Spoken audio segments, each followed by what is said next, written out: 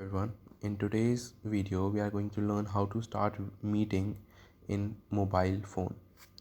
For that, as you can see, you cannot create or start a meeting in this panel, but there is a trick to start a meeting in mobile phones, as it is easy to do in computer but not here. For that, you have to go back, go to calendar, press add button here, tap on it, enter the title, whatever it is, like meeting. No need to add participants. Tap on share to channel. Okay. Bottom down, class XYZ general. That's it. No need to do anything else. Tap on tick.